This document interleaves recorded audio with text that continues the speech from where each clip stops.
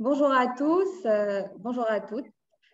Nous avons aujourd'hui encore une fois l'honneur et le plaisir de recevoir Jafar Al-Alami.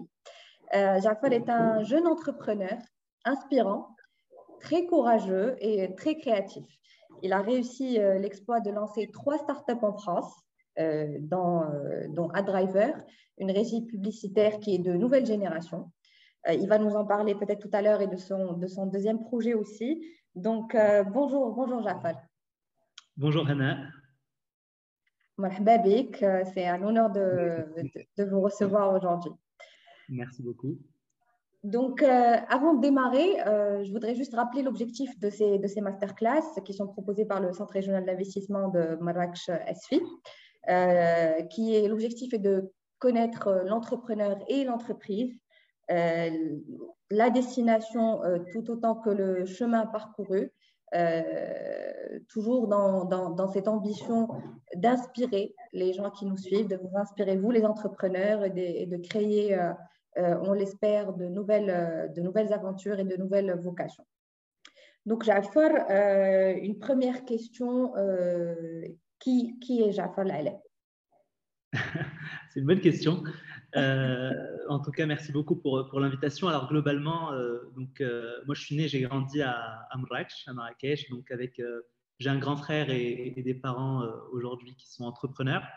Donc, j'ai effectué ma scolarité au lycée Victor Hugo à Marrakech. Et à 18 ans, je me suis rendu en France, à Compiègne, pour être précis, pour des études en fait, d'ingénierie informatique et data science. Donc, j'ai été diplômé de l'UTC Compiègne et en fait, j'ai essayé alors d'une part, effectivement, de mener toute ma formation scientifique et technique d'ingénieur, mais aussi de me forger à côté disons, un parcours un peu sur mesure avec, en plus de la partie purement scientifique, un aspect un peu plus managérial, un peu plus soft skills et esprit pragmatique, disons, orienté plutôt entrepreneur, avec un intérêt en plus pour un certain nombre de choses comme la sociologie des organisations, l'interculturalité, et comment demain créer, pourquoi pas, et gérer des entreprises à l'échelle internationale.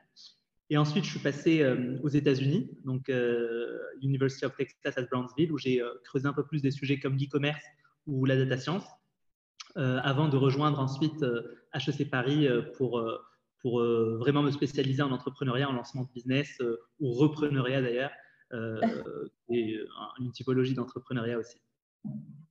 Excellent, excellent, bravo Jafar. Alors, Jafar, on voudrait vous poser une question qui est assez importante pour les gens qui nous suivent, j'imagine. Simplement, est-ce qu'on est entrepreneur ou on le devient? On a posé cette question à tous nos histoires inspirantes d'aujourd'hui. Les réponses sont vraiment sont assez diversifiées et différentes.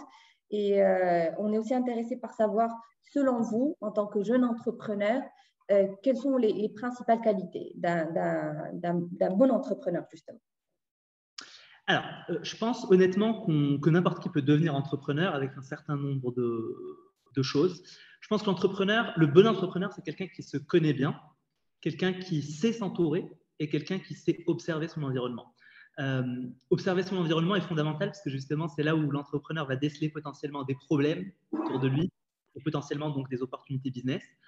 Donc, qui dit problème dit identifier effectivement s'il y a une willingness to pay, par exemple, pour lancer un nouveau produit ou un nouveau service. Est-ce qu'il y a réellement aujourd'hui une douleur de marché à laquelle on peut répondre? Donc, il y a cette faculté en fait d'observer et de remettre en cause quelque part un certain nombre de paramètres autour de soi. Il y a bien s'entourer, parce qu'en fait, l'entrepreneur, bien qu'il y ait le mythe de se dire je suis un entrepreneur, c'est un peu une aventure en solo, en fait, c'est pas le cas. Le bon entrepreneur, c'est quelqu'un qui sait s'entourer, notamment d'investisseurs, d'une équipe, d'un certain nombre de personnes en fait qui vont venir compléter finalement l'entourage de l'entrepreneur pour atterrir un certain nombre d'objectifs. Et derrière, il y a aussi mieux se connaître, particulièrement parce que en fait, c'est dans les moments les plus difficiles où on a vraiment intérêt à avoir choisi finalement une problématique dont on est passionné, une problématique qui nous tient à cœur. Et bien sûr, c'est pas un long fleuve tranquille l'entrepreneuriat. Il faut bien se connaître ses avantages et ses inconvénients, ses pros and cons, ses qualités et ses défauts, et pouvoir travailler là-dessus et capitaliser sur ces qualités de manière à pouvoir finalement réussir in fine. Donc, les premières questions à se poser, justement, c'est ça. quelles sont nos qualités, quels sont nos défauts et comment remédier à ça, c'est ça.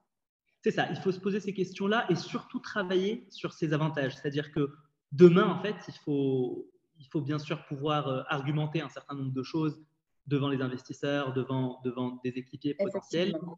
Il faut se poser la question de ses connaissances, ses appétences et ses compétences et pouvoir développer finalement là où on sent qu'on a vraiment une valeur ajoutée. Effectivement, effectivement. Alors, Jafar, durant votre parcours si riche, avant de parler des échecs peut-être que vous avez vécus, des doutes que vous avez eus, etc., parlez-nous avant de votre plus beau moment en tant qu'entrepreneur.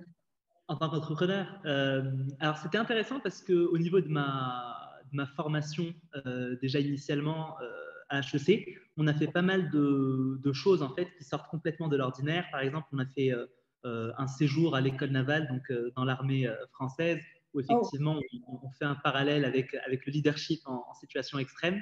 On a dû gérer des officiers notamment, on a fait une simulation de crash d'hélicoptère, on a fait un certain nombre de choses en fait qui sortent complètement la personne de sa zone de confort et en fait on relativise et on essaie de se reposer la question et de se repositionner vis-à-vis de l'échec.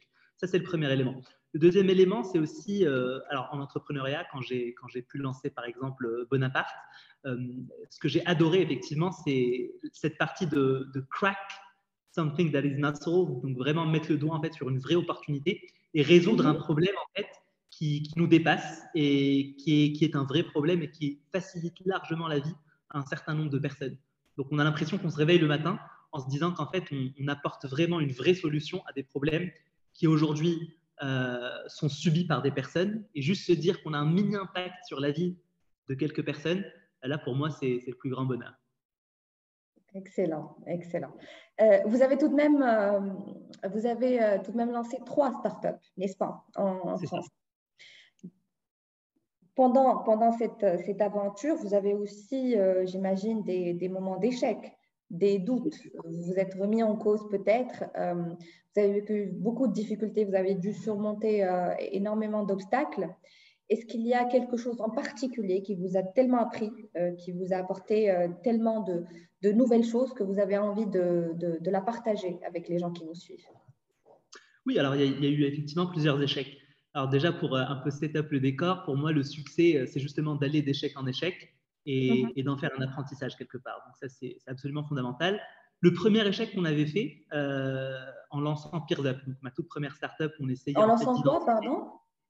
J'avais lancé PeersUp, donc la toute première startup que j'ai lancée, qui permettait en fait de retrouver la bonne personne en entreprise, tout simplement dans une explosion combinatoire en fait du nombre de connaissances qu'on peut avoir dans une boîte, identifier la bonne personne au bon moment pour la bonne problématique globalement.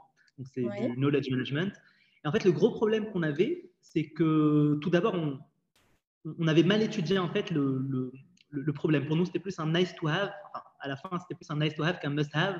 Donc, il n'y avait vraiment pas de willingness to pay assez poussé vis-à-vis finalement des clients finaux. Donc ça nous a poussé à lever des fonds premièrement et à se lancer sur une aventure où on a pu trouver un deal en fait avec une société qui s'appelle la Société de Transfert Technologie, qui investissait jusqu'à 500 000 euros en contrepartie de la propriété intellectuelle. Donc ça, c'était une première erreur parce qu'effectivement, on n'arrivait plus à faire une série A par la suite, donc une autre levée de fonds, puisqu'en termes d'assets, en fait, sécurisation des assets, c'est-à-dire que la boîte, en fait, exploitait une technologie, mais qu'elle ne détenait pas. Donc ça, je pense que c'est un des premiers problèmes, en fait, auxquels il faut faire vraiment attention, c'est la sécurisation des assets et la valorisation de la boîte sur tout le chemin. Donc ça, c'était le premier échec. Deuxième échec aussi. Donc la solution pour vous était de faire une deuxième levée de fonds. La solution, c'était de faire une deuxième levée de fonds et surtout de s'assurer en fait que la propriété intellectuelle reste à 200% propriété de la boîte. Propriété de la boîte, ça c'est très important. Voilà. Parce que finalement, sinon c'est une coquille vide pour les prochains investisseurs, donc c'est pas forcément intéressant. Ça, c'est le premier élément. Deuxième élément, on a aussi créé une plateforme en fait, en plus d'un certain nombre de plateformes qui existaient déjà. Donc ça a créé une espèce de multiplication de plateformes. Donc ça, c'est un vrai problème aussi quand on lance une boîte, s'assurer que ça ne fait pas duplicata, s'assurer que ça ne fait pas multiplication de plateformes et plutôt réfléchir à comment, par exemple, intégrer un outil dans un écosystème déjà existant. Aujourd'hui, par exemple, chez les professionnels des ressources humaines, eh bien, on aurait pu intégrer en fait cette intelligence de retrouver la bonne personne dans la boîte directement dans un SIRH, donc un système d'information pour les ressources humaines existant. Donc ça aurait facilité l'adoption et forcément, ça c'est un problème plutôt de lancement d'un nouvel outil innovant. Autre problème aussi, c'est effectivement, alors pour Bonaparte cette fois-ci, quand j'ai lancé ma boîte dans l'immobilier, là pour le coup, en fait, on n'avait pas du tout la même vision avec mon cofondateur. C'était un peu compliqué parce que j'avais beaucoup investi, on était allé aux États-Unis, on avait rencontré un certain nombre d'investisseurs reconnus à l'échelle internationale. Et on était revenus, on avait eu énormément de clients au bout des 3 premiers mois de lancement. Donc, c'était a priori une réussite, la startup.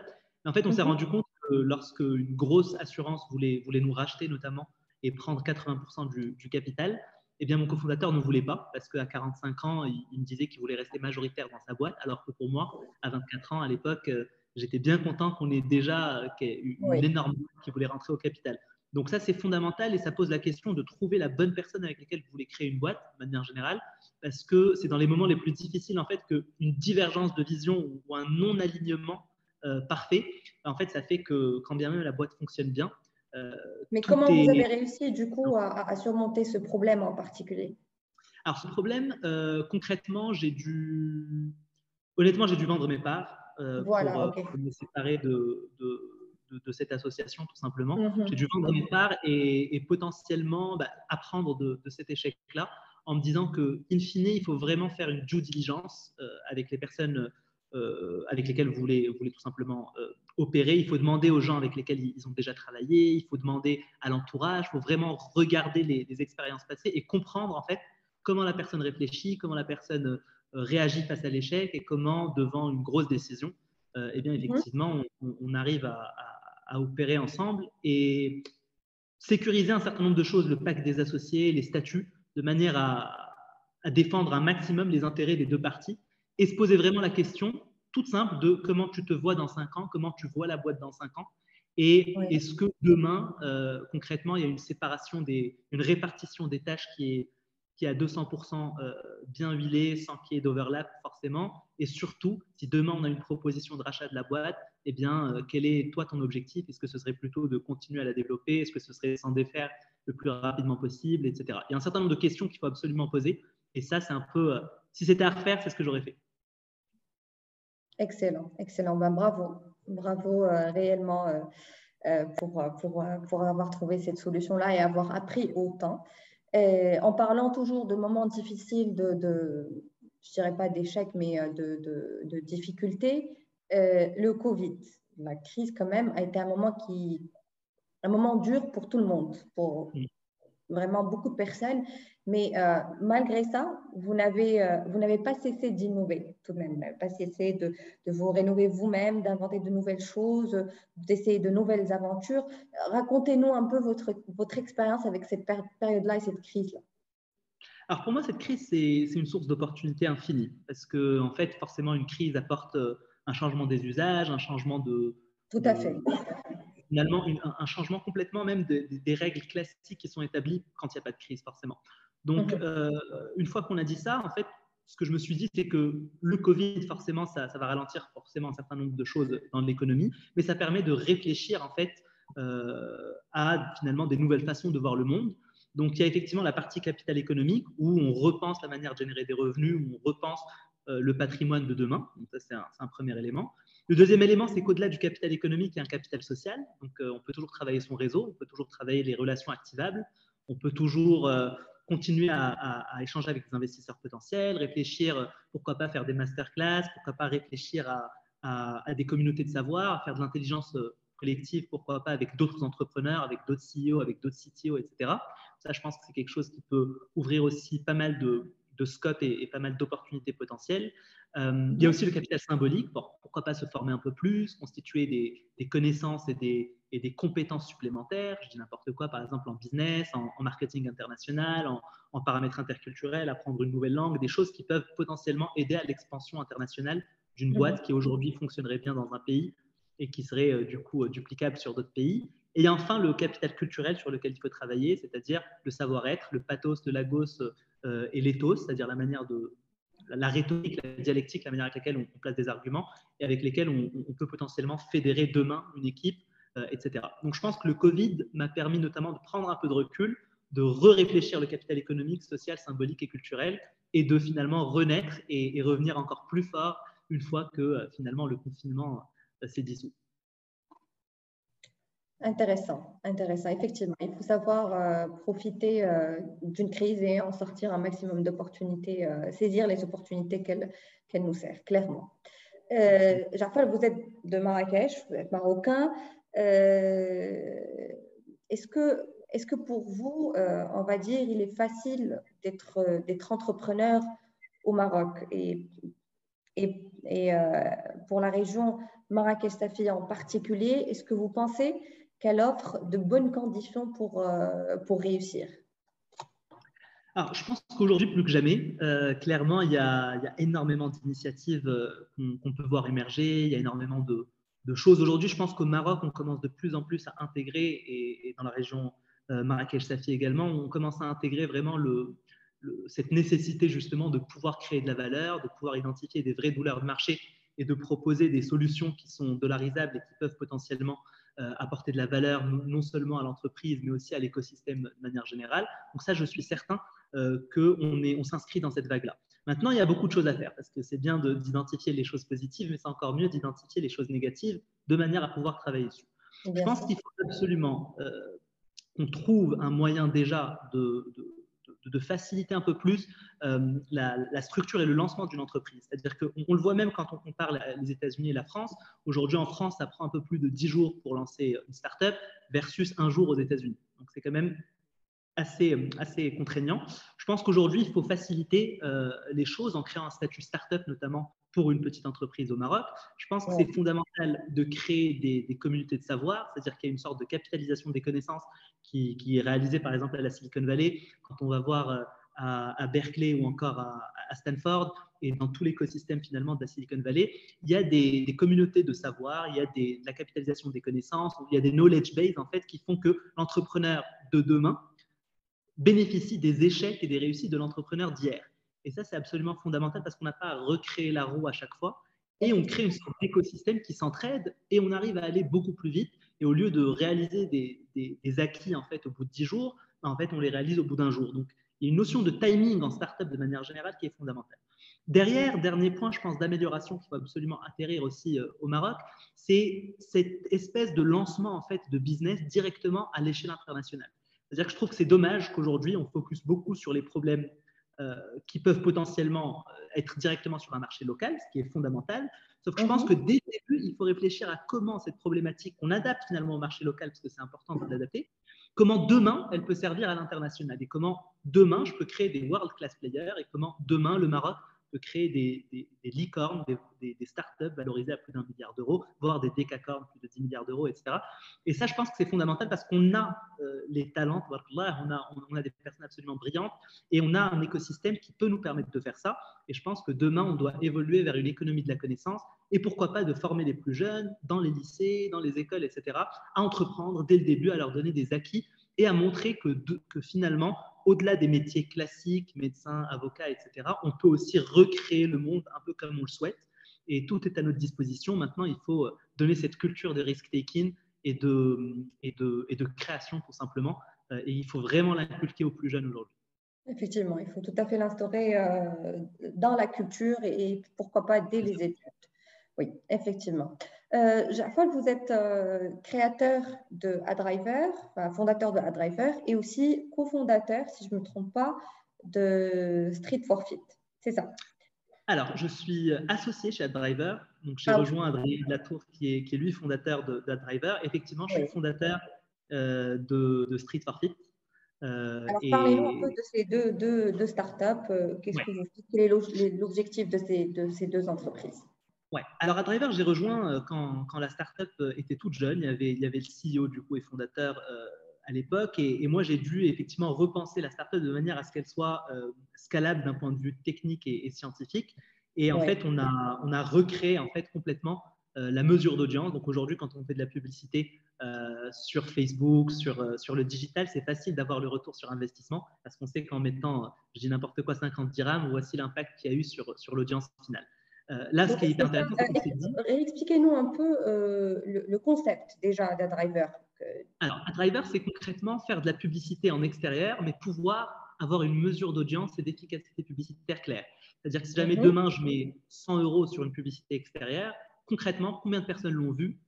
Quel est le cœur de cible? Quelles sont les personnes? Combien de fois une même personne a vu la publicité? Quel est le taux de mémorisation? Quel est le taux d'attention? Et derrière, est-ce qu'il y a une intention d'achat? Est-ce qu'il y a une perception négative ou positive? C'est vraiment de donner, en fait, de héroïser, tout simplement, ou de donner un retour sur investissement extrêmement clair sur toute la publicité, qu'elle soit offline ou online.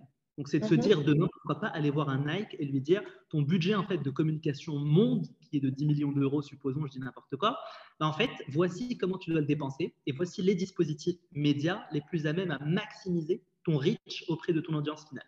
Donc, en fait, c'est se dire comment aujourd'hui, grâce à la data science et à l'intelligence artificielle, on peut faire parler les investissements médias, globalement. Donc, ce qui fait qu'aujourd'hui, on a mis de la publicité donc, sur un certain nombre de supports, sur des camions, sur des VTC, sur un certain nombre de véhicules, sur des affichages fixes, etc. Et en fait, on a traqué l'intégralité des véhicules et on vient croiser avec les déplacements des populations.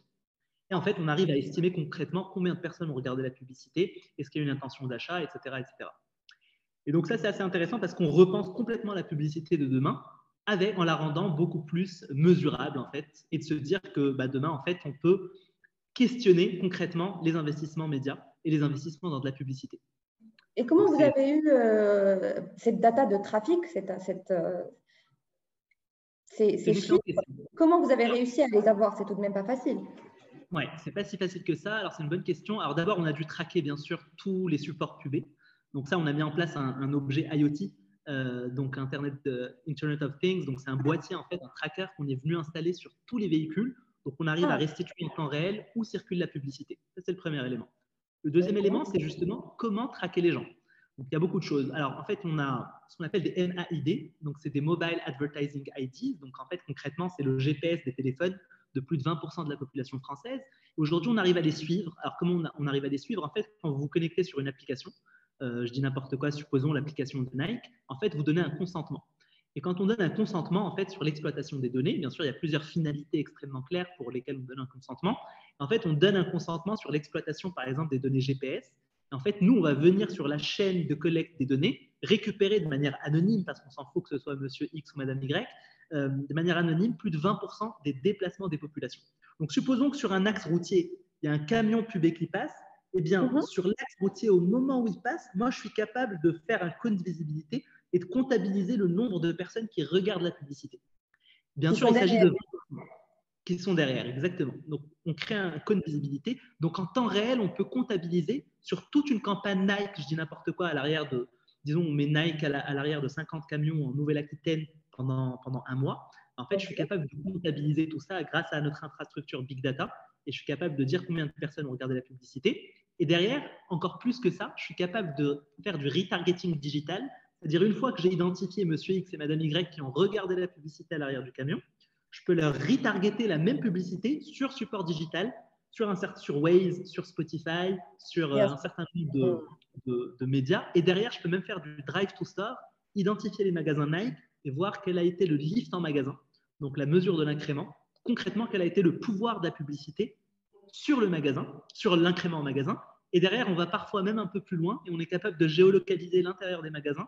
On pourra même savoir combien de personnes qui ont été exposées à la pub Nike, qui ont été retargetées 3 fois sur une application, qui sont allées en magasin, se sont rapprochées de la caisse. Et donc, on fait une corrélation avec la remontée en ticket de caisse et donc avec le chiffre d'affaires.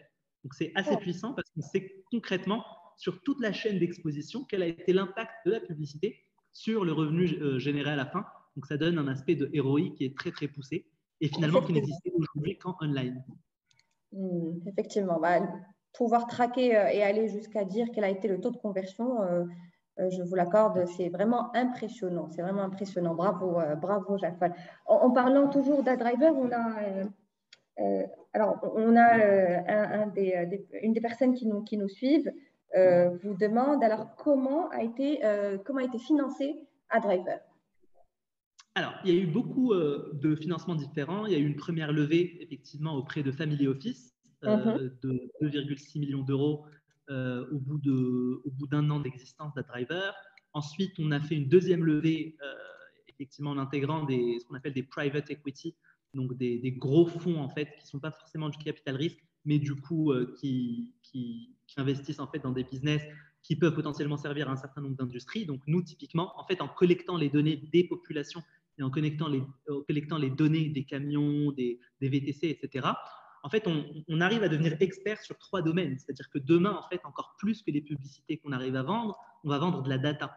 Et c'est ça la vraie valeur d'AdDriver, c'est que demain, on peut répondre à des problématiques de smart cities, vu qu'on sait concrètement qui circule où à quel moment. C'est-à-dire qu'on peut répondre au gouvernement quand il nous demande quels seront en fait les déplacements des populations après une 5e vague, après une 6e vague de Covid, par exemple. C'est-à-dire qu'on arrive à suivre en fait les déplacements et à faire de la modélisation. Et derrière, on peut aussi vendre un certain nombre de services, par exemple, je dis n'importe quoi, au transport et dire au camion, par exemple, ah bah tiens, aujourd'hui vous circulez de cette manière-là, vous générez tant de CO2 et vous avez des retours à vide, par exemple. Nous, on peut optimiser le fret et optimiser en fait les tournées des camions parce qu'on a leurs données. Donc, on peut imaginer énormément de potentiel business. C'est pour ça qu'on arrive à convaincre aujourd'hui des industriels également à investir dans la startup, puisqu'ils se disent que demain, on peut devenir une startup valorisée à plusieurs millions, voire milliards, parce que justement, il y a ce potentiel-là de sécurisation des assets. Et aujourd'hui, effectivement, l'essentiel des revenus est généré par la publicité, mais demain, ça sera par la data. Donc, c'est comme ça qu'on a pu monter ça. Très bien, effectivement. OK, tout ça du coup, en France, ça nous ramène à une question de Salahdin qui nous suit. Et pour revenir au Maroc, alors Salahdin demande, techniquement parlant, est-ce que ce retour sur investissement peut être dupliqué au Maroc et avons-nous assez de data et pouvons-nous justement aussi avoir les autorisations nécessaires? Qu'est-ce que vous en pensez, Jafar? Alors, c'est super intéressant. Pour le coup, alors, aujourd'hui, on est en France, au UK et Italie. Donc là, on a ouvert sur 3 pays. À la fin de l'année, hopefully, on va être en Allemagne également. Effectivement, en fait, peu importe l'extension à l'international, donc pour revenir au Maroc et donc forcément la région, je pense que quand on va attaquer le Maroc, on va attaquer directement toute la région MENA, Middle East et North Africa.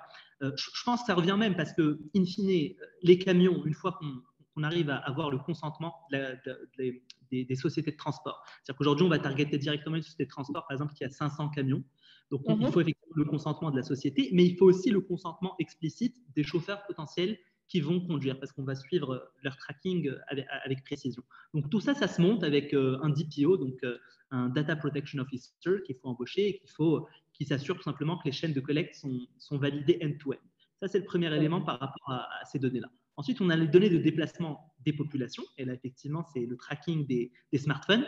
Eh bien, ça va fonctionner exactement de la même façon. C'est-à-dire qu'on va se plugger à un certain nombre d'applications pour lesquelles on a donné le consentement pour la collecte des données, tout simplement. C'est-à-dire que demain, quand quelqu'un utilise une application de cuisine et donne son consentement pour l'exploitation des données, nous, derrière, on se connecte directement à un data broker. C'est-à-dire qu'on ne va pas aller dealer avec l'intégralité application après application. Nous, on va directement aller dans des data brokers qui, eux, ont le consentement de plus de 500 applications. Et nous, on va acheter de la donnée directement à ces data brokers.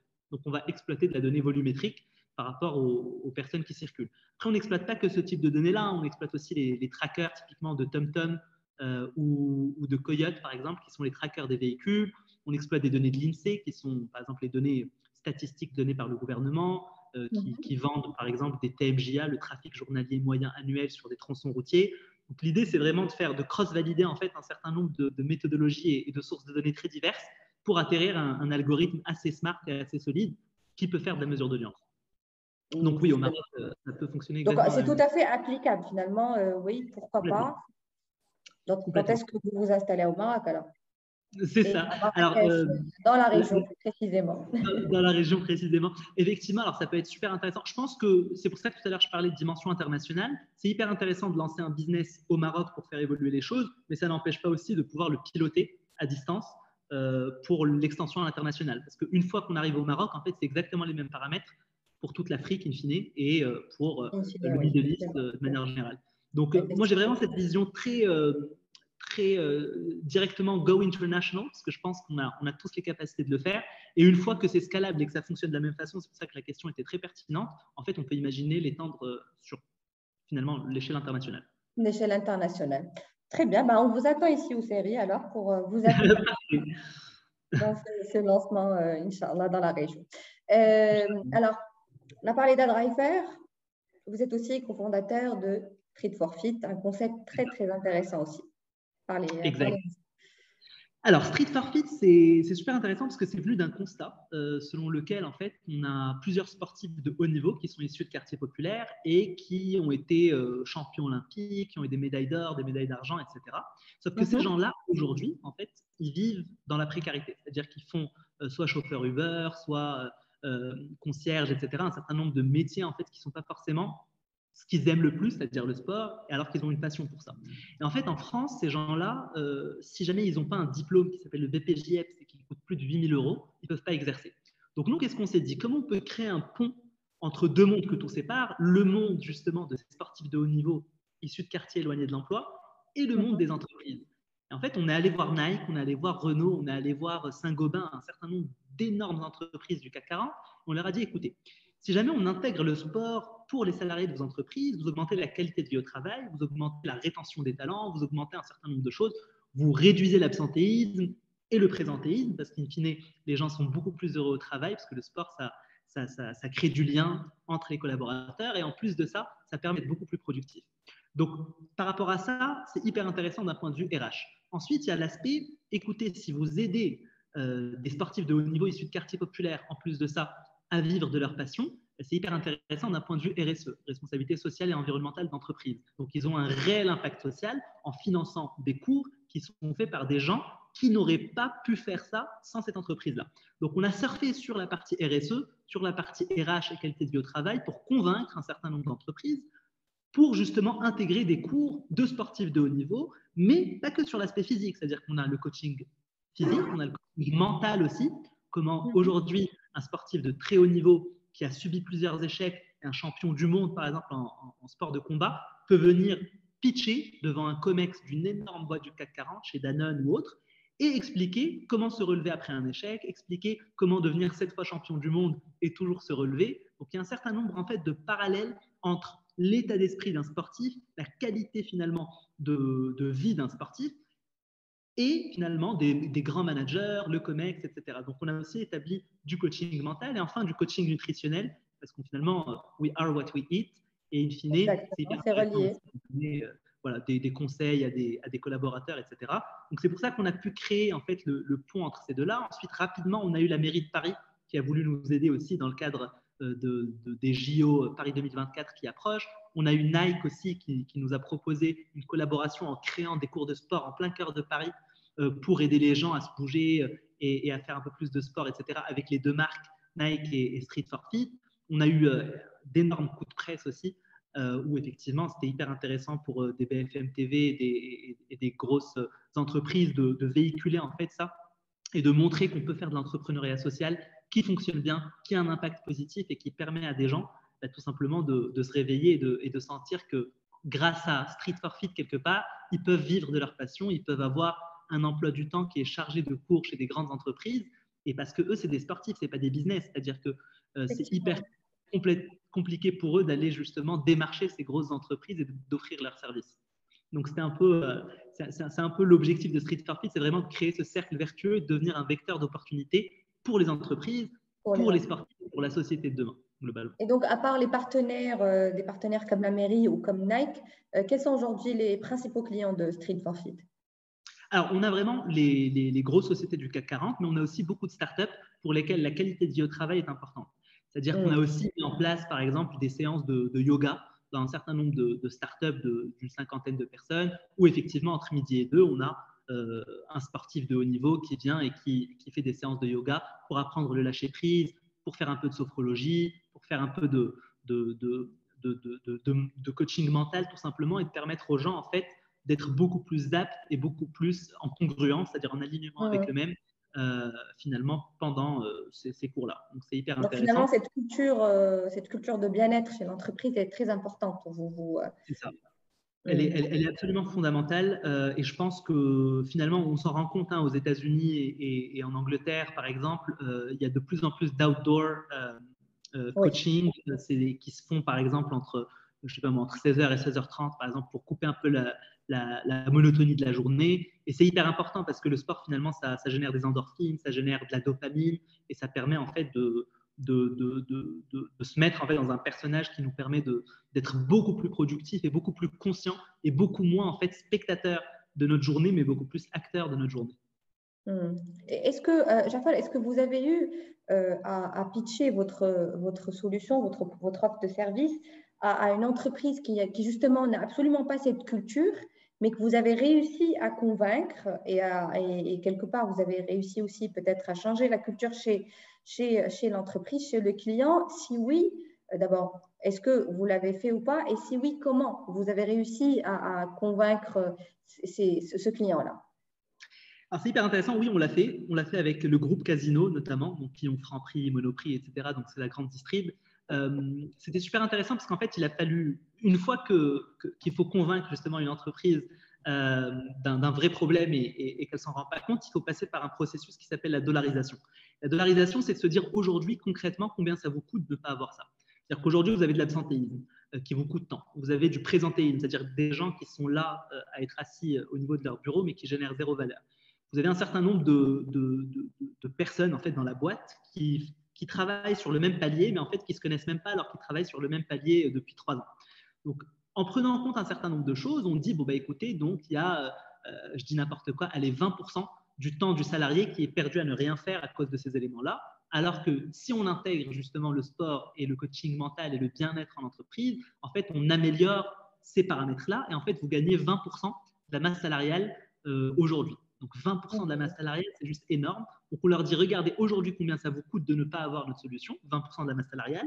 Grâce à nous, en fait, on va réduire le 20% jusqu'à, ça sera uniquement 5% de votre masse salariale qui est perdue justement inutilement. Donc on vous fait gagner 15%, ce qui représente plusieurs millions. Alors que nous, on vous demande uniquement de payer X euros par cours, rien du tout, pour une amélioration drastique, en fait, in fine, à la fin de l'année. Sur le PNL, en bas du PNL, vous avez finalement des bénéfices nets. Des bénéfices nets, effectivement. Donc, de l'observation.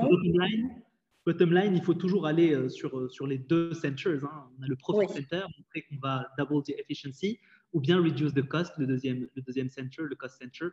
Et c'est toujours comme ça qu'on arrive en B2B, en tout cas, à convaincre.